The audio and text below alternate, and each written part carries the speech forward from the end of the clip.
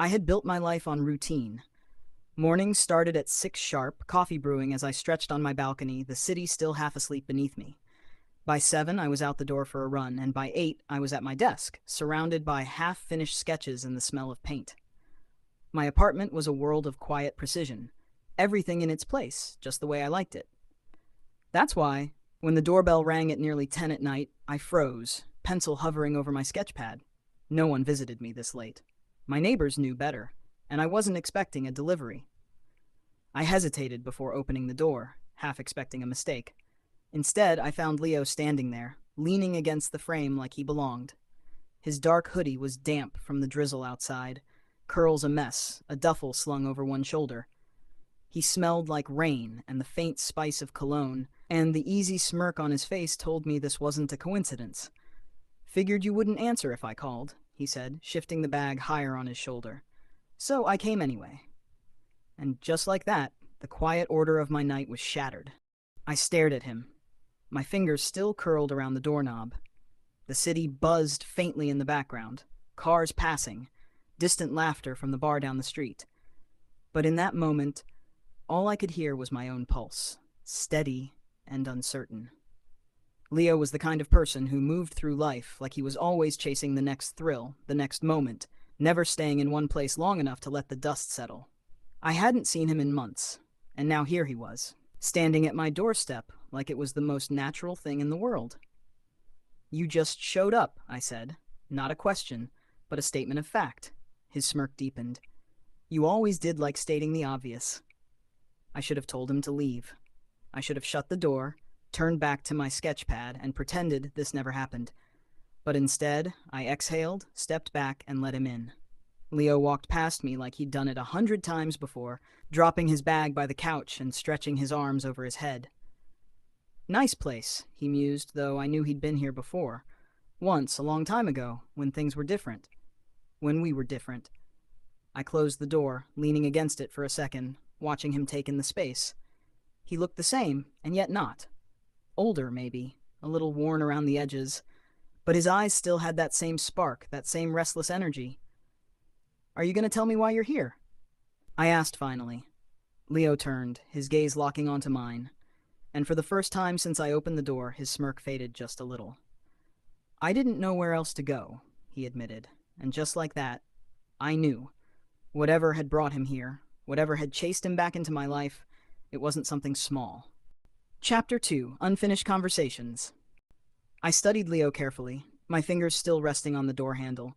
His words hung in the air between us, heavy and unresolved. I didn't know where else to go. That wasn't like him. Leo always had a plan, always had somewhere to be. And yet here he was, standing in my apartment like a stray cat that had finally decided to come home. I sighed and pushed off the door. "You're soaked," I muttered, moving past him toward the small closet in the hallway. I pulled out a clean towel and tossed it in his direction. He caught it easily, rubbing it over his hair before draping it around his neck. "So," I started, arms crossed, "you're just going to show up after months and expect me to let you crash here?" Leo smirked, but it didn't quite reach his eyes. "I was kind of hoping you'd take pity on me." I narrowed my eyes. "Leo." He exhaled sharply, rubbing a hand down his face. "Look, I know it's late. I know I should have called, but—" His gaze flickered away for a second, like he was debating whether or not to tell me the truth. When he looked back at me, there was something raw in his expression. I didn't have time to think, all right? Something about the way he said it sent a flicker of unease through me. Leo was impulsive, but he wasn't reckless. Not like this. "What happened?" I asked. He hesitated. That was all the confirmation I needed. Whatever this was, it wasn't just a casual visit.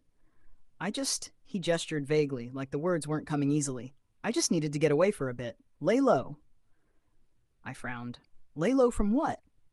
His jaw tensed, and I knew I wasn't going to get a straight answer. Not yet. Instead of pressing, I sighed and turned toward the kitchen. "You hungry?" Leo blinked, caught off guard by the sudden change in conversation. "Yeah." I shook my head, opening the fridge. "You brought a pizza and didn't eat any of it?" He shrugged. "Didn't feel like it." That, more than anything, made my stomach twist. Leo not eating meant something was really wrong. I pulled out a couple of plates and set them on the counter. As I did, I felt his gaze on me, lingering in a way that made my skin prickle. He had always had this way of watching, like he saw more than he let on, like he was waiting for something. "I didn't think you'd answer the door," he admitted suddenly. I paused, looking at him. "I almost didn't." A ghost of a smile crossed his face. "Yeah, that would have been fair. We didn't talk about the last time we saw each other. We didn't talk about the fight, the sharp words exchanged in the heat of the moment, the way he walked out and didn't look back. I thought that was it, that we were done. But now he was here. And something told me he wasn't planning on leaving anytime soon." Chapter 3. The Storm That Follows. I let him stay. I told myself it was temporary, just one night, just until he figured out whatever mess he'd gotten himself into. But when morning came, Leo was still there. I found him on the couch, sprawled out like he belonged there, one arm draped over his eyes. His duffel bag was still by the door, untouched. For a moment, I just stood there watching him. He looked different when he slept. Less guarded, less like the whirlwind that always threatened to pull me in. The city hummed softly outside, and I thought about how easy it would be to pretend this was normal, that he belonged here, that things hadn't changed. Except they had.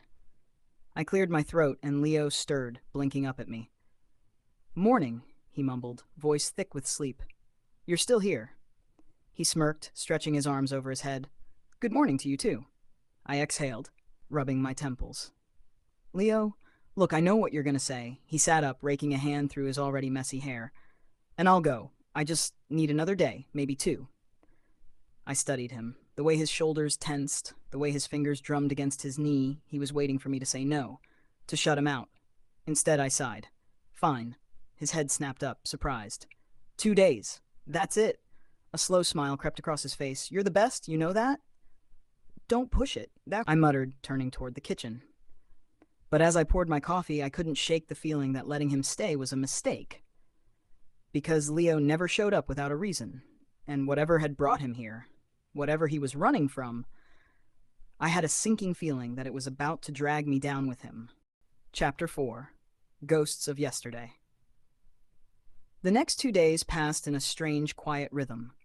Leo slipped into my routine like he had always been part of it, stealing sips of my coffee, flipping through my sketchbooks without permission, tossing casual remarks over his shoulder like we hadn't spent months avoiding each other. He didn't talk about why he was here, and I didn't ask. Not directly. But the signs were there. The way he checked his phone and frowned at the screen, fingers tightening around it before setting it down face first. The way his shoulders tensed whenever a car passed too slowly outside. The way he stayed close, hovering near me like he was waiting for something to happen. I should have asked. Maybe I was afraid of the answer. Instead, I let it go, convincing myself that whatever storm Leo was running from would pass. Until the knock came. It was late. Too late for deliveries. Too late for neighbors. My pulse stuttered as I met Leo's gaze. He had gone still, the easy energy he carried vanishing in an instant. Another knock. Harder this time. Leo stood, jaw tight. "Don't answer it." "Leo, don't." That single word, low and edged with something I couldn't place, was enough to stop me in my tracks. A shadow moved behind the frosted glass of the door. "Leo, open up," a voice called. Male. Familiar, though I couldn't place it. I turned back to Leo, who had gone pale, his hands clenched at his sides. That was the moment I knew. Whatever he was hiding, whatever had sent him here, wasn't just in his head. It was standing outside my door. Chapter 5. What We Leave Behind. I had never seen Leo scared before. Not like this. For a second, we just stood there, neither of us moving. Then, like a switch flipped, Leo grabbed my wrist and pulled me back, shaking his head. "I'll handle it," he muttered, voice tight. "Just stay here." But that wasn't how this worked. Not anymore. I shook him off, crossing my arms. "Either you tell me what's going on, or I open that door myself." He cursed under his breath, running a hand through his hair. The knocking came again, louder this time, followed by a sharp sigh from the other side. "For God's sake, Leo. I know you're in there." Leo exhaled sharply. He hesitated. "It's Owen." The name hit me like a weight. Owen. The guy Leo used to run with. The one I had told him over and over was trouble. Leo dragged a hand down his face. "He's not supposed to be here." But he was, and judging by the tone of his voice, he wasn't leaving anytime soon. I took a step toward the door, but Leo caught my wrist again, this time more gently. "Please," he murmured. "Just let me handle it."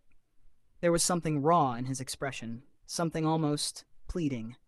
I hesitated, but eventually I nodded. Leo swallowed, then squared his shoulders and opened the door. Owen stood there, looking just as I remembered. Sharp features, a cocky smirk that didn't quite reach his eyes. His gaze flicked past Leo to me, curiosity flashing across his face before he turned back to Leo. "You're hard to track down, man," Owen said, tone casual but laced with something else. Leo leaned against the frame, arms crossed. "Maybe I didn't want to be found." Owen chuckled. "Yeah, I got that. But disappearing like that, no warning, that's not how this works." Leo stiffened, and I saw it then. The way his fingers twitched, the way his weight shifted like he was preparing for something. Owen sighed dramatically, shoving his hands into his pockets. "Look, I'm not here to make this difficult. You know how things go, Leo, how you walk away. You don't just get to pretend none of it happened." A muscle in Leo's jaw twitched. "I am walking away," he said, voice low. "I already did." Owen studied him for a long moment. Then, to my surprise, he smirked. "All right," he said. "I'll tell them you're out." Leo didn't move. Owen turned to go, then paused, glancing at me once more. "Nice place you got here." I didn't respond. Then, just as suddenly as he had arrived, he was gone. Leo closed the door and let out a breath, running a hand through his hair. I crossed my arms. "Are you going to tell me what that was about now?" He looked at me, exhausted but relieved. I was involved with something. Something I shouldn't have been. I wanted out, but I didn't know if they'd let me walk away. I frowned. "And now?" He hesitated, then let out a small, breathless laugh. "I think I'm finally free." The weight in my chest eased. I wanted to be mad at him for dragging me into this. But more than that, I was just glad he was here. "You could have told me," I muttered. Leo smiled, the first real one since he arrived. "Yeah." "I know." I sighed, shaking my head. "So what now?" He stretched, smirking. "I don't know. I was thinking, maybe I stick around for a bit." I rolled my eyes, but I didn't argue, because despite everything, despite all the chaos Leo always seemed to bring, a part of me had already decided he wasn't going anywhere. Not this time. Chapter 6. Things Left Unsaid. The apartment felt different after Owen left, like the air had shifted, like the weight Leo had been carrying had finally started to lift. But I could still feel the tension in him, the way his shoulders stayed rigid, the way his fingers tapped absently against his knee as he sat on my couch, staring at nothing. I watched him from the kitchen, pretending to busy myself with the dishes. He had barely said a word since Owen walked away, but I could tell he wasn't fine. So I did what I always did. I made tea. When I set the mug down in front of him, he blinked, like he hadn't even realized I was there. He glanced at the tea, then up at me. "You remembered," he murmured. I rolled my eyes. "It's just tea, Leo." "No," he smiled, small but real this time. "It's my tea, the kind I always used to drink when I stayed over." I didn't respond, just sat down across from him, watching as he curled his fingers around the warm mug. For a while, we sat in comfortable silence, the steam curling between us. Then quietly, Leo spoke. "You know, I wasn't lying when I said I didn't know where else to go." I glanced at him, but he wasn't looking at me. His gaze was fixed on the tea, like it held answers he hadn't figured out yet. "I had places I could have gone," he continued. "Other friends, old haunts, but none of them felt safe." His fingers tapped against the ceramic. "Except you." Something in my chest tightened. I opened my mouth, but before I could say anything, Leo finally looked at me. "I know I'm a mess," he admitted, his voice quieter now. "I know I dragged you into something you didn't ask for, but you still let me in. You always let me in." I swallowed hard. "Maybe that's a mistake." Leo smirked, but there was no bite to it. "Maybe," then softer. "But I don't think it is." I wanted to argue, to remind him of all the times he had disappeared without a word. But then I remembered how he had looked at Owen at the door, how he had shielded me, how his first instinct had been to keep me safe. Leo had always been reckless, but when it came to me, he was careful. And that scared me more than anything. Chapter 7. Staying Still. The next morning, I woke up to the smell of coffee. For a moment, I thought I had imagined it. Leo never woke up before me. But then I heard quiet footsteps in the kitchen, the soft clink of a spoon against ceramic. I pushed myself out of bed, rubbing the sleep from my eyes as I walked toward the doorway. And there he was. Leo stood by the window, a steaming mug in his hands, the morning light catching in his tousled hair. He looked peaceful in a way I hadn't seen before, like, for once, he wasn't running from something. I leaned against the doorframe, crossing my arms. "You made coffee?" Leo turned, a slow smirk curling his lips. "What, you think I don't know how?" "I think you never stay in one place long enough to bother." He chuckled, but there was something softer behind it. Maybe I finally found a place worth staying for. The word sent a ripple through me, subtle but undeniable. I swallowed, stepping closer.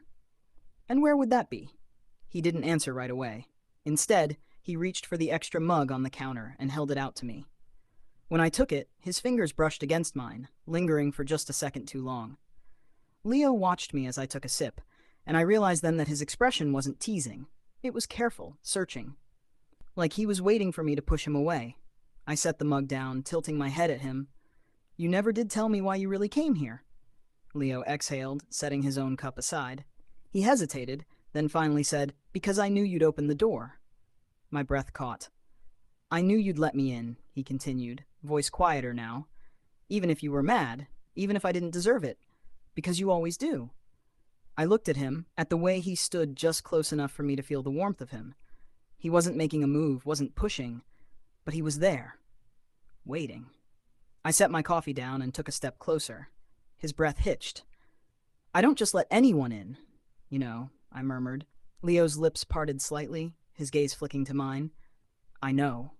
I hesitated for only a second before reaching up, fingers grazing the side of his face. He leaned into the touch instinctively, his eyes fluttering shut for half a second before opening again, hazy and warm. "Leo," I whispered. He swallowed hard. "Yeah?" I didn't say anything else. I didn't have to. Instead, I closed the distance between us. His breath caught the moment our lips met, but then his hands were on my waist, pulling me closer like he had been waiting for this, hoping for it. He kissed me slow, careful, like he was afraid I'd disappear if he held on too tightly. But I wasn't going anywhere. When we finally pulled apart, Leo let out a breathless laugh, resting his forehead against mine. "So," he murmured, voice still a little dazed, "is this the part where you tell me to get lost?" I rolled my eyes, but my lips were already curling into a smile. "No, idiot. This is the part where I tell you to stay." Leo grinned, pulling me in again, and this time, he kissed me like he knew exactly where he belonged,